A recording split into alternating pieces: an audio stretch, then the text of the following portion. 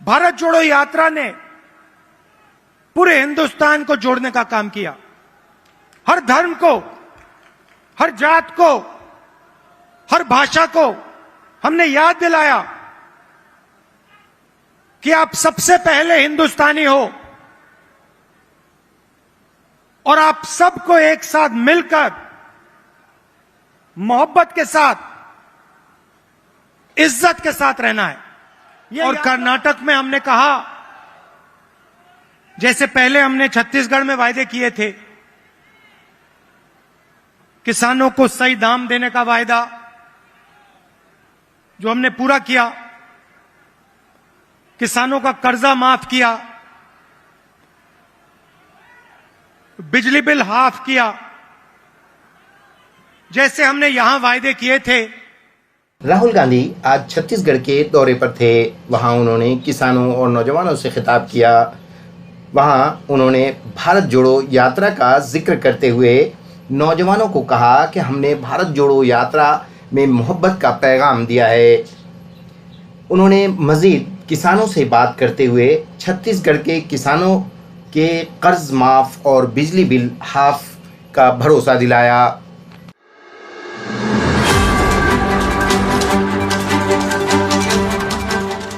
कुछ ही महीने पहले कर्नाटक में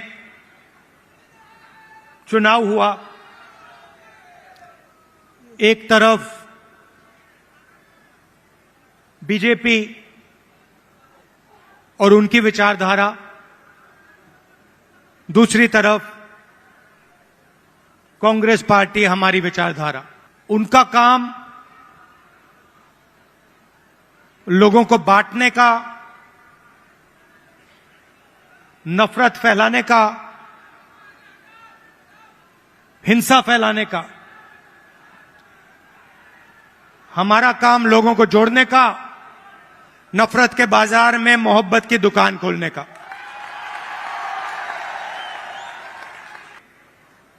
वैसे ही हमने कर्नाटक में 5 वायदे किए। चुनाव से पहले बीजेपी के लोग हर बार वो कोई ना कोई नंबर निकाल देते हैं। कोई कहता है 230 सीट आएंगी, कोई कहता है 250 सीट आएंगी। मगर कर्नाटक में, कर्नाटक के हर गरीब व्यक्ति ने पूरा दम लगा के कांग्रेस पार्टी को जिताया। और वही यहां हुआ था। देखिए, एक बात मैं साफ करना चाहता हूं। बीजेपी और नरेंद्र मोदी जी हिंदुस्तान के 2-3 अरबपतियों के लिए काम करते हैं। नाम आप जानते हो। कुछ ही दिन पहले दुनिया के सबसे बड़े फाइनेंशियल अखबारों में अदानी जी के बारे में कहानी आई, आर्टिकल छपा।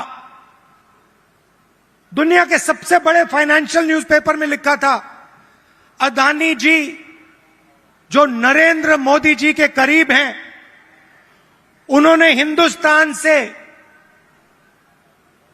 हजारों करोड़ रुपया बाहर देशों में भेजा और उस पैसे से स्टॉक मार्केट में अपने शेयर्स का दाम बढ़ाया। और उस पैसे से अदानी जी, आपकी जो पूंजी है, आपका जो इंफ्रास्ट्रक्चर है, आपके जो एयरपोर्ट हैं, सुना है अब रेलवे स्टेशन भी उनको दिए जाएंगे।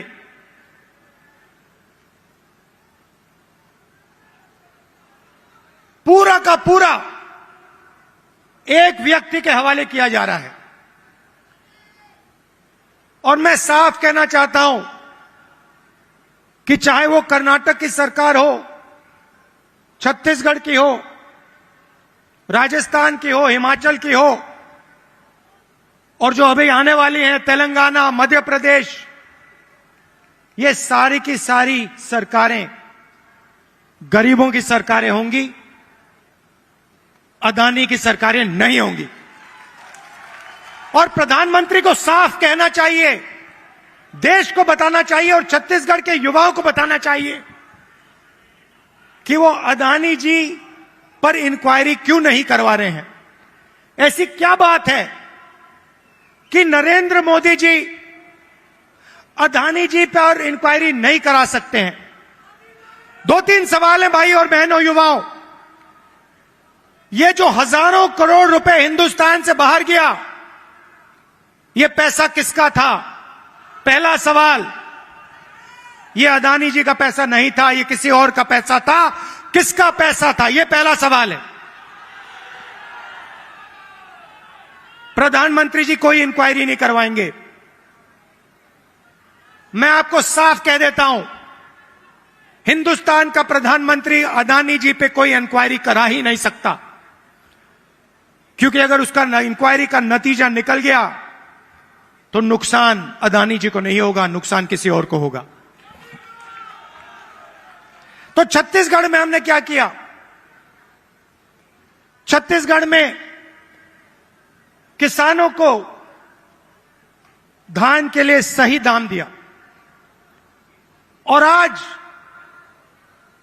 आप सारे प्रदेशों को देख लीजिए, लिस्ट निकालिए, सवाल पूछिए, धान के लिए सबसे ज्यादा पैसा कौन से स्टेट में मिलता है? जवाब मिलेगा छत्तीसगढ़, छत्तीसगढ़, छत्तीसगढ़।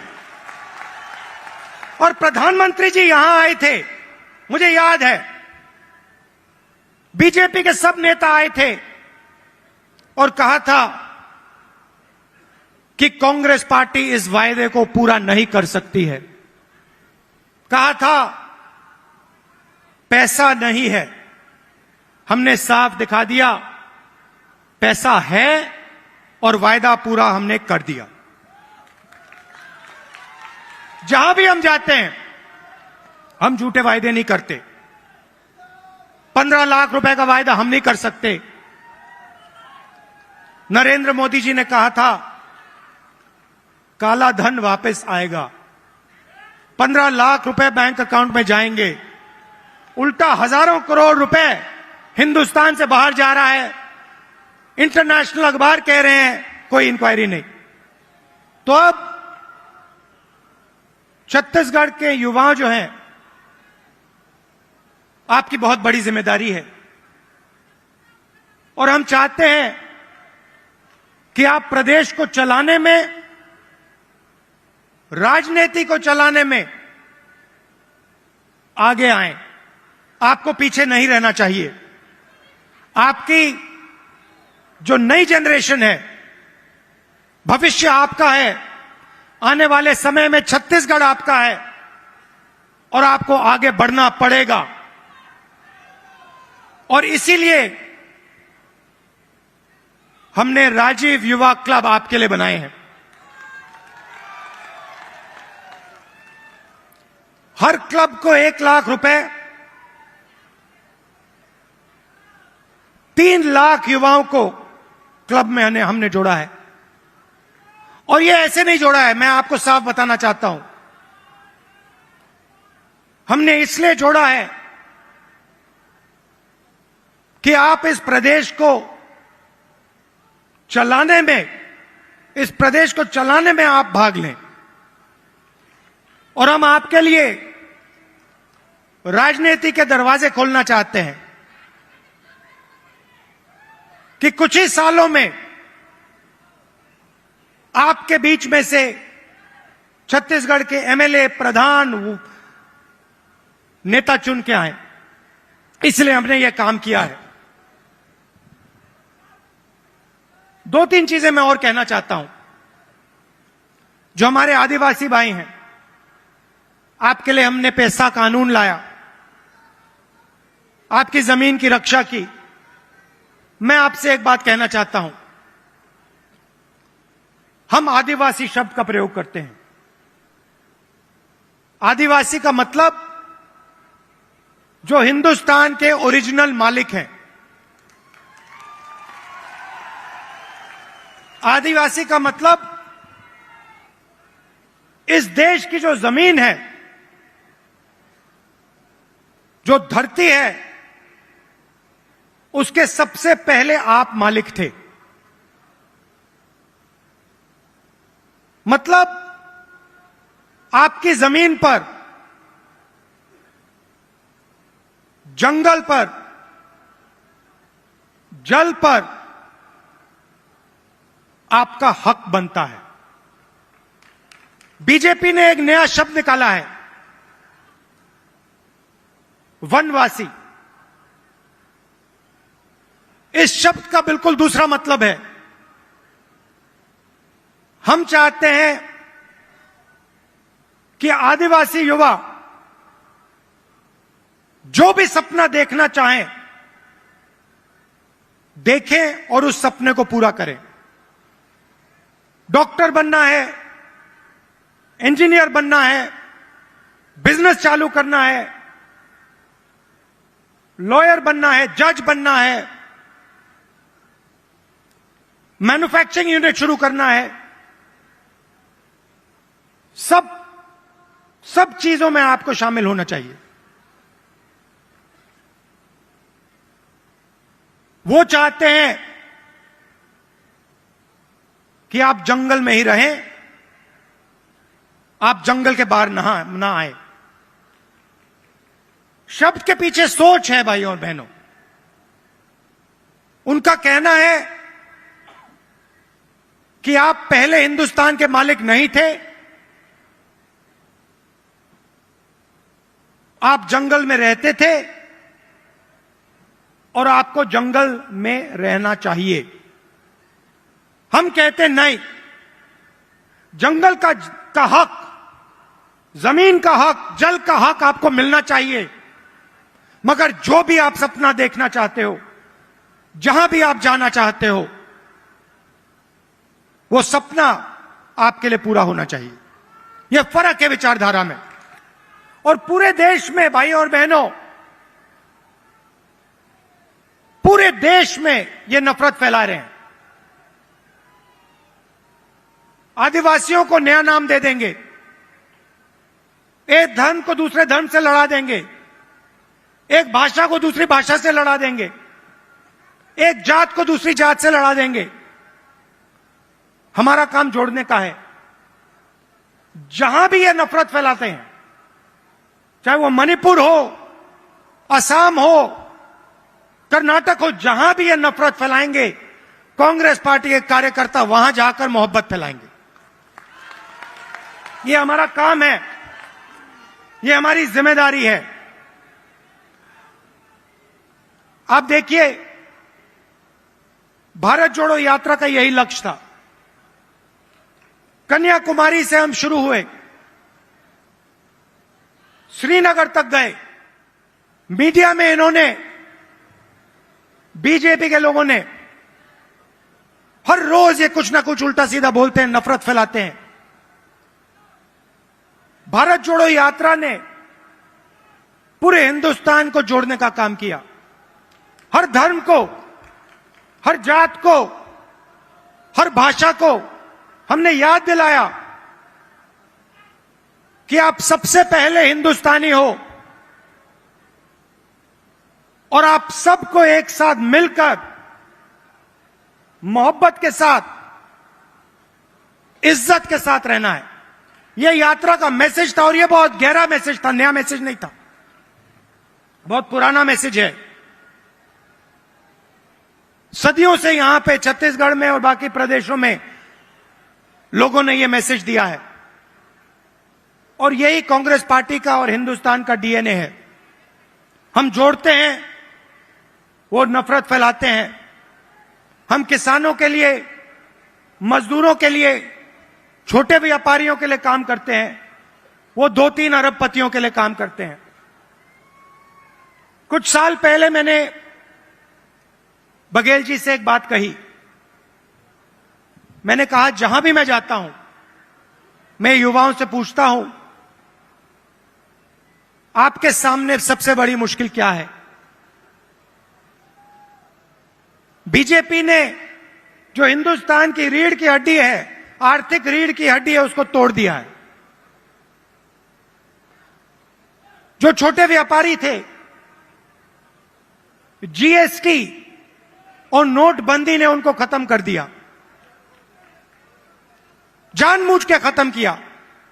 और जब भी मैं इनसे पूछता हूं आपके सामने सबसे बड़ी मुश्किल क्या है, कहते हैं बेरोजगारी। और मैंने छत्तीसगढ़ के चीफ मिनिस्टर से कहा, देखिए छत्तीसगढ़ में अलग अलग स्किल्स हैं, हर डिस्ट्रिक्ट में आप कुछ ना कुछ बनाते हो, मगर जो छोटे बिजनेस वाले होते हैं उनको बैंक का पैसा नहीं मिलता, उनको मीडिया का सपोर्ट नहीं मिलता। और मैंने छत्तीसगढ़ के चीफ मिनिस्टर बघेल जी से कहा कि आपका फोकस इन छोटे व्यापारियों पे होना चाहिए, छोटे बिजनेस वालों पर होना चाहिए, बैंक के दरवाजे उनके लिए खोलने चाहिए, और मार्केटिंग हो तो इनके लिए हो। और खुशी से मैं कहता हूं कि बघेल जी ने इस पे काम शुरू कर दिया है, और इससे आने वाले समय में लाखों युवाओं को फायदा मिलेगा, हजारों नए बिजनेस खुलेंगे और लाखों युवाओं को रोजगार मिलेगा। देखिए, आपको सिर्फ छत्तीसगढ़ की नहीं सोचनी है। छत्तीसगढ़ हिंदुस्तान का सेंटर है। बंगाल से गुजरात कोई जाता है, छत्तीसगढ़ से निकलना पड़ता है। आप सेंटर लाइन पे हो और आपको देश का लॉजिस्टिकल सेंटर बनना चाहिए कि आप इंफ्रास्ट्रक्चर तैयार करिए कि छत्तीसगढ़ हिंदुस्तान का लॉजिस्टिकल सेंटर बने। जो भी माल बंगाल से गुजरात बाकी प्रदेशों में जाए वो यहां प्रोसेस हो, यहां से निकले, एयरपोर्ट से आप बाकी दुनिया को छत्तीसगढ़ से जोड़िए, सिर्फ हिंदुस्तान को नहीं, बाकी दुनिया को आप एयरपोर्ट से जोड़िए, छत्तीसगढ़ को जोड़िए कि हमारे जो युवा हैं, छत्तीसगढ़ के जो प्रोडक्ट्स हैं वो पूरी दुनिया में जाएं, सिर्फ हिंदुस्तान में ना रहें। मुझे लगता है कि छत्तीसगढ़ की सरकार ने बहुत अच्छा काम किया है और आने वाले 5 सालों में भी यहां पे छत्तीसगढ़ की सरकार, कांग्रेस पार्टी की सरकार जबरदस्त काम करने जा रही है।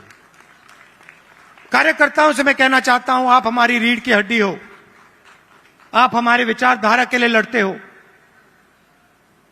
छत्तीसगढ़ में आपने हमें जिताया, राजस्थान में जिताया, कर्नाटक में जिताया, हिमाचल में जिताया, तेलंगाना में जिताओगे, फिर से छत्तीसगढ़ में जिताओगे, मध्य प्रदेश में जिताओगे, राजस्थान में जिताओगे।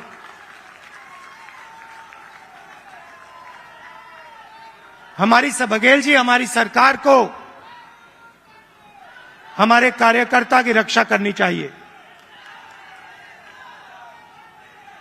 करती है, मगर और डट के जो हमारा कार्यकर्ता है उसे लगना चाहिए कि मैं कांग्रेस पार्टी का कार्यकर्ता हूं, मैं कांग्रेस पार्टी की विचारधारा के लिए लड़ता हूं और मरता हूं।